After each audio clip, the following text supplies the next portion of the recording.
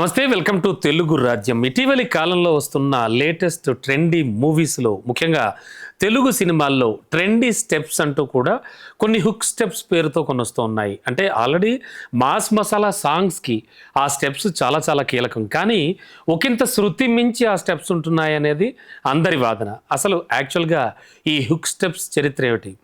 ఈ హుక్ స్టెప్స్కి సంబంధించి గతంలో కూడా ఏమైనా ఇలాంటివి జరిగాయా? అంటే ఇలాంటివి కంపోజ్ చేసేవారా, లేకపోతే ఇప్పుడే వస్తున్నాయా? అంటే కుర్రకారుని వెర్రెక్కించడానికి వీటికి సంబంధించి మాట్లాడదాం.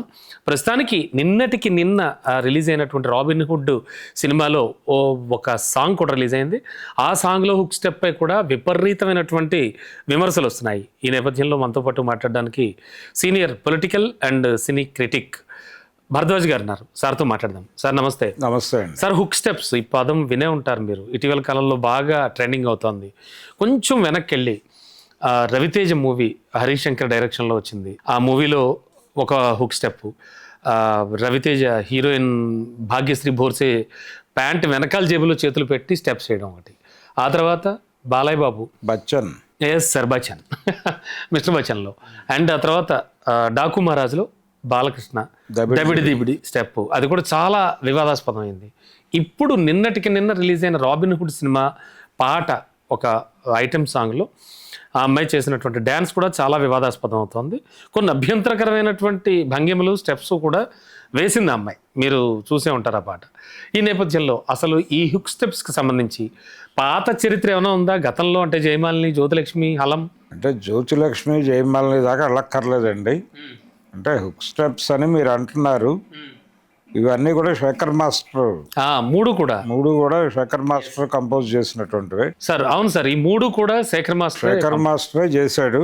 అయితే ఇక్కడ చూడాల్సింది ఏంటంటే, జనరల్గా ఇప్పుడు మిస్టర్ బచ్చన్లో ఆ స్టెప్ ఆవిడ పాకెట్స్లో ఈయన చేయబెట్టి స్టెప్ వేయటం అనే దగ్గర కొంచెం అభ్యంతరకరంగా ఉంది అని కొన్ని విమర్శలు వచ్చినాయి. అవును. అయితే ఇలా విమర్శలు రావడం కూడా మంచిదే, ఇది ఒక ప్రచారం కల్పిస్తుంది అని అనుకుని ఈ ధోరణి కొనసాగిస్తూ ఉండుండొచ్చు మేబీ. అవునండి. ఇది ఈ రోజున జరుగుతున్నటువంటిదే కాదండి, గతంలో కూడా ఇలాంటి విమర్శలు తెలుగు నృత్యాల మీద ఉన్నాయి. సలీం గారి రోజుల్లో కూడా ఉన్నాయి. అంటే మీకు కాట్రగడ్డ మురారి అనే ప్రొడ్యూసర్ గుర్తుంటే, యువచిత్ర ఫిలిమ్స్ అనే బ్యానర్ మీద సినిమాలు తీసేవాడు ఆయన. అవునండి. ఆయన ఒకసారి ఒక టీవీ డిస్కషన్లో పాల్గొంటూ చిరంజీవి గారి డాన్స్ మూమెంట్స్ మీద, పర్టికులర్గా ఖైదీ పాటల మీద ఆయన తీవ్రమైనటువంటి విమర్శలు చేశాడు. రగులుతోంది మొగలు పొద అనేటువంటి పాటలు, ఆ భంగిమల మీద ఆయన చాలా క్రిటిసిజం పెట్టాడు. పెట్టిన సందర్భంగా చిరంజీవి గారి అభిమానులందరూ ఆయన మీద దండెత్తారు. అప్పుడు దండెత్తినప్పుడు ఆయన ఏమీ పెద్దగా ఇబ్బంది పడలేదు, సమాధానాలు చెప్తూనే వెళ్ళాడు. ఆ సందర్భంగా ఒక హార్ష్ స్టేట్మెంట్ కూడా ఇచ్చాడు ఆయన. ఆయన ఏమన్నాడంటే, చిరంజీవితో సినిమా తీయకపోవడం వల్ల నేను ఆరోగ్యంగా ఉన్నాను అన్నాడు. దానికి కౌంటర్ చిరంజీవి, మురారి సినిమాలో నేను యాక్ట్ చేయకపోవడం వలన ఆరోగ్యంగా ఉన్నాను అన్నాడు. సరిపోయింది. కాబట్టి ఈ యుద్ధం ఉంది. ఇది మనం మురారి వర్సెస్ చిరంజీవి యుద్ధంగా మాత్రమే కాదు, గతంలో అంటే దానికంటే ముందుకెళ్తే 75 నుంచి గొడవ ఉంది. 75లో ఎదురులేని మనిషి అని ఒక సినిమా వచ్చింది. అవును, ఎన్టీఆర్ గారిది. ఎన్టీ రామారావు గారు, వాణిశ్రీ హీరోయిన్. ఆ సందర్భంగా ఒక పాట, కృష్ణా ముకుంద మురారే అనే ఒక పాట ఉంటుంది. ఆ పాట ఒక లేక్లో తీశారు. ఆ పాటకు సంబంధించినటువంటి డ్యాన్స్ మూమెంట్ శ్రీను మాస్టర్, చాలా పెద్ద హిట్ అండి పాట. శ్రీను మాస్టర్ ఆయన హీరాలాల్ గారి శిష్యుడు. వారు కంపోజ్ చేశాడు. అదని కంపోజ్ చేసి వాణిశ్రీ గారికి మూమెంట్స్ చూపించిన తర్వాత ఆవిడకి కొంచెం వల్గర్గా అనిపించినాయి. అలాగే కాస్ట్యూమ్ కూడా వల్గర్గా అనిపించింది ఆవిడ. అనిపించి ఏంటి మరి ఇబ్బందికరంగా ఉన్నాయి ఇవి అని చెప్పి, కానీ అన్నగారి సినిమా మరి ఎలా ఎలాంటివి ఇబ్బందికరంగా ఉన్నాయి అని అనిపించి రామారావు గారి దృష్టికి తీసుకెళ్ళింది ఆవిడ. తీసుకెళ్ళి, అన్నగారు ఇలా చాలా వరస్ట్గా ఉన్నాయి, కాస్ట్యూమ్ బాగాలేదు, ఒకటి డ్యాన్స్ మూమెంట్స్ బాగాలేదు, అంటే రెండు పాటలు ఒకే రోజు కంప్లీట్ చేయాలనే ప్రోగ్రాంలో ఉన్నారు డైరెక్టర్ గారు, బాపయ్య గారు. సో ఒక పాటలో కాస్ట్యూమ్ బాగాలేదు, రెండో పాటలో కాస్ట్యూమ్ కొంచెం పర్వాలేదు, కానీ మూమెంట్స్ చాలా వల్గర్గా ఉన్నాయి. అంటే ఆవిడ వెనకాల నిలబడి ఆవిడ శరీరాన్ని ఇలా పాముతూ ఒక మూమెంట్ ఎన్టీఆర్కి, ఎన్టీఆర్కి మీ మూమెంట్స్ కూడా బాగాలేవు, కాబట్టి మీరు ఒకసారి డైరెక్టర్ని పిలిచి మాట్లాడితే బాగుంటుంది అని ఈవిడ వెళ్ళి రామారావు గారికి మొరపెట్టుకుంది. ఉమ్. ఆయన ఇది ప్రస్తుత ప్రేక్షక అభిరుచి అని వాళ్ళు చెప్తున్నారు. ఉమ్.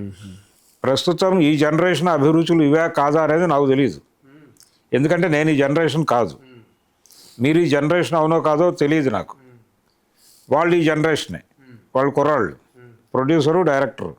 అశ్విని దత్ ప్రొడ్యూసర్ అసలు. ఓ మోస్ట్ చాలా యంగ్గా. అతనికి 23 ఏళ్ళు 24 ఏళ్ళు ఉంటాయి అప్పుడు. సో అతను ఈ జనరేషన్ అభిరుచి అంటున్నాడు కాబట్టి దాన్ని కాదని నేను అనలేను. రెండోది డబ్బులు పెట్టి తీస్తుంది అతను చచ్చినట్టు కాబట్టి చావాలి. మనం ఇవి చేయదలుచుకుంటే ఇండస్ట్రీలో ఉండాలి. పరిస్థితి ఇలాగే ఉంటుంది, భవిష్యత్తు ఇదే. కాబట్టి మనం ఇండస్ట్రీలో కొనసాగాలంటే ఇలాంటివి చేయటానికి సిద్ధపడటమే చేయాల్సింది. చాలా బాగా ఆవిష్కరించాడుగా. లేదు ఇలాంటివి చేయటం ఇష్టం లేదనుకుంటే మానేయటం మంచిది. కానీ ఇది కొనసాగుతుంది, ఇది నాకు అర్థమైంది వీళ్ళ గొడవ నుంచి. అంటే చెప్పకనే చెప్పాడు ఇప్పుడు చచ్చినట్టు నువ్వు చేసి చావాలని అని చెబుతూ ఆయన ఇంకొక మాట చెప్పాడు, నేను మ్యాక్సిమం ఇంకో 5-6 ఏళ్ళు ఉంటానేమో ఇక్కడ. ఉమ్. ఈ 5-6 ఏళ్లలో ఇలాంటి కొన్ని సినిమాలు చేయక తప్పకపోవచ్చు, చేస్తాను కూడా. అలాగని ఆ తర్వాత నేను కొనసాగను, నాకు వేరే ప్రోగ్రామ్ ఉంది. అవును కదా. కాబట్టి మీరు డిసైడ్ చేసుకోండి ఉండాలా వద్దా అనేది ఓకే అని చెప్పిన తర్వాత ఈయనే ఇలా మాట్లాడాడంటే అసలు పరిస్థితి ఇంకెంత దారుణంగా ఉండబోతుందో అని ఆవిడ నెమ్మదిగా అక్కడి నుంచి రిట్రీట్ ప్లాన్ చేసుకున్నానని ఒక ఇంటర్వ్యూలో చెప్పింది. ఓ. ఉమ్. ఒక ఇంటర్వ్యూలో ఓపెన్గా నేను ఇలా వెళ్ళి అన్నగారిని అడిగాను, అన్నగారు ఇలా మాట్లాడాడు. మాట్లాడిన తర్వాత ఈయన ఇలా మాట్లాడాడంటే పరిస్థితి అంత దారుణంగా ఉంటుందో అని ఊహించుకుని నేను నెమ్మదిగా బయటకు వెళ్ళడానికి ప్రయత్నం మార్గం ఏర్పాటు చేసుకుని వెళ్ళిపోయానని చెప్పింది ఆవిడ. ఇంతకీ ఆ పాట చిత్రీకరించారండి? సేమ్ చిత్రీకరించారు 2 పాటలు. సేమ్ స్టెప్స్ తోటి. అంటే ఒక సాంగ్లో ఆవిడ గౌన్ ఇలా చీలి ఉంటుంది, ఓ అది ఇష్టం లేదనుకుంటా. అదే ఆవిడకి ఇబ్బంది కలిగించింది. అయితే దానికి వీళ్ళు ఒక మాతృక చూపించారు. ఒక హిందీ సినిమాలో ఒక పాటలో ఆ తరహా కాస్ట్యూమ్ ఉంది, వారికి లేని ఇబ్బంది మీకేమిటి అని చెప్పి అడిగారు బాపయ్య గారు. ఓహో. దానికి ఆవిడ సమాధానం చెప్పలేని పరిస్థితుల్లో ఓకే చెప్పి బయటకు వచ్చేసారు. ఆ సినిమా కంప్లీట్ అయిపోయింది, అలా నడిచింది ఆ వ్యవహారం. ఈ విమర్శలు ఉన్నాయి ఇండస్ట్రీలో. ఓకే. అలాగే యమగోళ సినిమా డ్యాన్సుల మీద కూడా తీవ్రమైన విమర్శలు చెలరేగినాయి. పర్టికులర్గా అందులో చిలక కొట్టుడు కొడితే అని ఒక పాట ఉంటుంది. అవును. ఆ పాటలో రామారావు గారు జయప్రదని అంటే దబిడి దిబిడి పాట ప్రస్తావన తీసుకొచ్చారు మీరు. అవును అవును. దబిడి దిబిడి పాటలో బాలకృష్ణ గారు హీరోయిన్తో వ్యవహరించిన తీరుకి మించి మించి రామారావు గారు ఆ పాటలో వ్యవహరిస్తాడు. చూడాలి ఆ పాట ఇప్పుడు మీరు యమగోళ చెప్పారు సినిమా. మళ్ళీ ఒకసారి. ఆ పాట ఒకటే కాదు, టోటల్గా యమగోళలో ప్రతి పాటలోనూ ఆయన డ్యాన్స్ కొంచెం భిన్నంగా ఉంటుంది. అవును, కొంచెం చాలా యాక్టివ్గా ఉంటారు. కరెక్టే. ఎందుకంటే అలా క్యారెక్టర్ ఆయనకి బాగా రిజిస్టర్ అయింది, అదో గొడవ. అయితే పాటలకి సంబంధించి అప్పటి వరకు ఆయన ఒక ధోరణిలో ఉండేవాడు. అడవిరాముడు సినిమా నుంచి ఆయన ధోరణి ఇంకొంచెం పెరిగింది. అంటే 75 నుంచి ఆయన మారుస్తూ వచ్చారు. ఆ మార్పు 77 సినిమాలకి. ఓకే. 77 సినిమాలు. 76లో లక్కీగా ఆయనకి ఇలాంటి సినిమాలు పడలేదు. ఓకే అండి. 76లో ఆయనకు ఆరాధన ఇలాంటి సినిమాలు పడ్డాయి, అలా వెళ్ళిపోయింది కూల్గా. అదే అండి. ఒక 2-3 హిందీ రీమేకుల్లో చేశాడు, ఆ వాటిలో ఈ గొడవ లేదు. 77 సినిమాలకి మళ్ళీ అవి కూడా 76లో మొదలైన సినిమాలే. అంతేగా సార్. కాబట్టి అడవిరాముడులో ఒక రేంజ్కి తీసుకెళ్లారు. ఆరేసుకోబోయి పారేసుకున్నాను డాన్స్లు వేయించారు. అప్పుడు బాపయ్య కావచ్చు, రాఘవేంద్రరావు కావచ్చు, వీళ్ళు ఫిక్స్ అయింది ఏంటంటే ఎన్టీ రామారావు గారికి కూచిపూడి వచ్చు, ఆయన సత్యం గారి దగ్గర నేర్చుకున్నాడు. కాబట్టి ఆయనకు మూమెంట్ కష్టమేం కాదు, కానీ ఆయనతో డాన్స్ చేయించట్లేదు ఎవడు. మనం చేద్దాం. మనం చేయించడం ద్వారా ఆయన్ని కొత్తగా ప్రజెంట్ చేయొచ్చు, అది కనెక్ట్ అవుతుంది జనాలకని నమ్మారు వీళ్ళు. మరి సూపర్ హిట్లు కదా సార్ సినిమాలు యమగోళ. కానీ ఆ తర్వాత వచ్చి ఈ నమ్మటం చేత వచ్చినటువంటి డాన్సులు అంటే చక్రవర్తి మ్యూజిక్, సలీం డ్యాన్సు, వేటూరి గారి పాట అంతే స్టాంపు. ఇవి ఈ 3 ఉంటే చాలు, సినిమా ఒక మేరకు హిట్ అయిపోతుంది అనే ఒక వాతావరణం క్రియేట్ అయింది 1977లో. అందులో భాగంగానే యమగోళలో ఆ పాట, ఈ దబిడి దిబిడి పాట ఎందుకు పనికిరాదు దాని ముందు నిజానికి. అవునండి, అంతా ఓకే. ఆ లెవెల్లో ఇబ్బంది సినిమా చూశాను, ప్లస్ పాట కూడా అప్పుడప్పుడు చూస్తుంటాను. కానీ మీరు చెప్పినట్టుగా అంటే ఆయన పర్సనాలిటీ బాలకృష్ణతో పోలిస్తే చాలా పెద్ద పర్సనాలిటీ అయింది. ఆయన్ని జయప్రదతో ఆడుకుంటాడు ఆ పాటలు. అవునండి. అంటే ఆయన ఇలా చుట్టేస్తాడు కాలుతో. అంటే అది చూస్తే ఇదేం పెద్ద ఇబ్బందికరమైనటువంటి వ్యవహారం కాదు. ఓకే. వారి తండ్రి గారి బాటలో నడుస్తున్నాడు అని మాత్రమే అనుకోవాలి, కానీ ఆ రేంజ్ కాదు. ఆ రేంజ్ మాత్రం. ఓ, అంటే అప్పుడే ఆ రేంజ్కి వెళ్ళారు ఆయన. Yes sir. ఎటువంటి ఇబ్బంది పడకుండా చేశాడు ఆయన. ఓకే అండి. ఓకే. సో అంటే ఇప్పుడు వీటి మూడింటికి కూడా శేఖర్ మాస్టరే అంటే జనరల్గా ఏంటంటే ఇదేదో ఆ బేతాళ ప్రశ్నలాగా మీకు నచ్చే సినిమా నేను తీయాలా, నేను వచ్చే సినిమా మీరు చూస్తారా? పాతాళ ప్రశ్న కాదండి, ఇది పాతాళ భైరవ డైలాగు. ఏంటంటే పాతాళ భైరవలో మాంత్రికుడు శిష్యుడిని అడుగుతాడు, అంటే మనం చేసేది జనం చూడాలా, జనం చూసేది మనం చేయాలా అంటాడు. ఎస్ సార్, అదే. అప్పుడు పద్మనాభం డైలాగ్ ఉంటుంది, సదా చెప్పుడు. అవును. సదా చెప్పుడు ఏం చెప్తాడంటే, మనమే జనము, జనమే మనము. నువ్వు ఏం చేయదలుచుకుంటావో చేసేయి, వాళ్ళు చూస్తారు. అలా నమ్మి చేసేయటమే, వాళ్ళు చూస్తారు. దీన్ని నమ్ముకునే నేను సినిమాకి పాటలు రాస్తున్నానని వేటూరి సుందరరామూర్తి గారు చెప్పారు. అవును. కాబట్టి అదే ధోరణి. ఓకే అండి. అదే ధోరణిలో ఇప్పుడు హరీష్ శంకర్ని అడిగినా అదే చెప్పాడు ఆ రోజున. ఏది ఆ బచ్చన్ సినిమాలో రవితేజతో ఆ స్టెప్ వేయించడం మీద అవును మీడియా క్వశ్చన్ చేసినప్పుడు ఆయన చెప్పాడు, క్లారిటీ ఇచ్చాడు. అవును. ఇదే క్లారిటీ ఆ రోజున ఎదురులేని మనిషి టైంలో వాళ్ళు ఇచ్చారు. రామారావు గారు చెప్పింది కూడా అదే. సో అదే నడుస్తుంది. ప్రేక్షక అభిరుచి అది అంటున్నారు, అది అభిరుచి నిజమో కాదో నాకు తెలియదు, ఎందుకంటే నేను ఈ జనరేషన్ కాదు కాబట్టి.